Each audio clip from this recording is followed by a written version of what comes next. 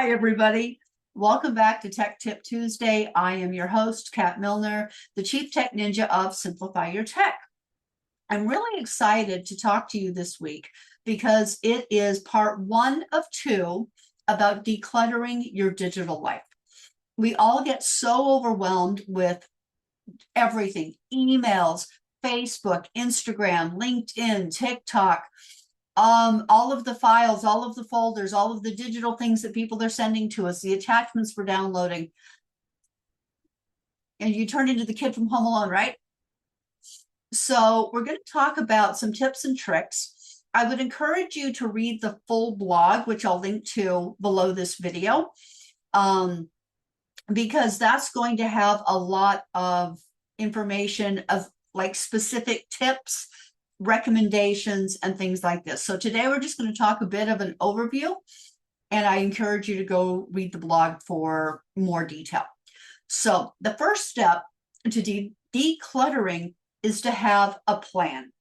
For example, if you're going to do your spring clean and organize and declutter in your house, you don't try and do the entire house at once.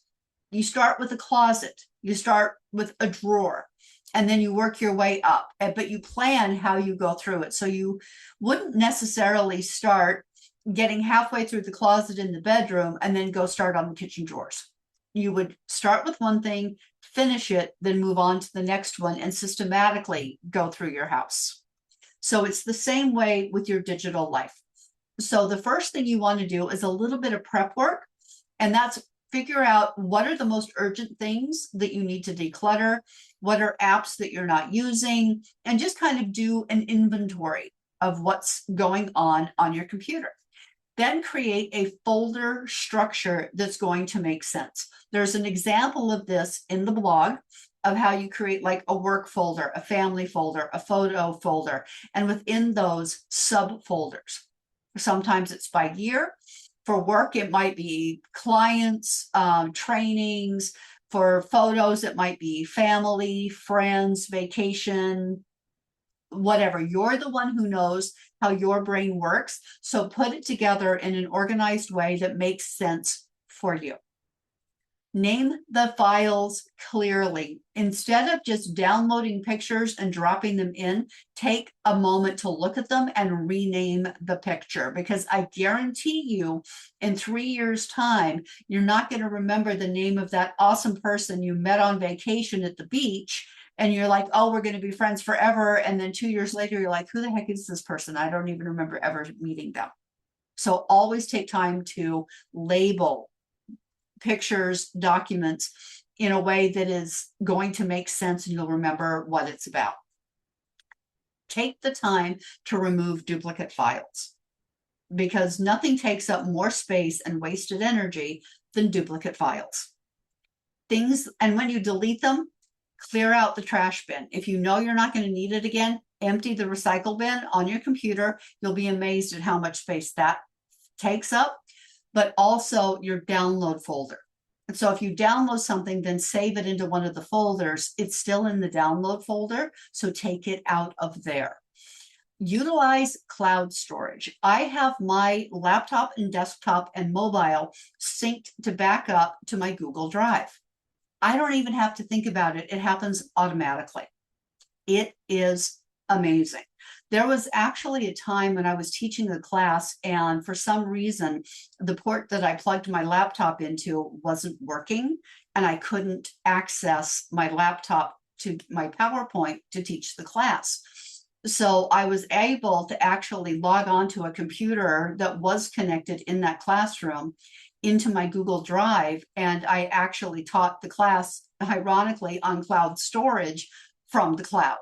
So having that to be able to access it anywhere at any time, there are times that can really save your bacon. Seriously. Back up regularly. That's another one.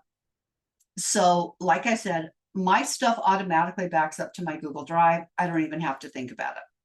The other thing that I do, however, is periodically, about once a quarter, I go through and I back up really important documents, videos, all of that onto an external hard drive. Usually they're about yay big. They cost around $100. And I think these days you can get like a 3 or 5 terabyte for like $100. It's crazy how cheap they've gotten. But just take the time to do that. That way, if for any reason, if you cannot access your cloud backup, you always have your hard drive.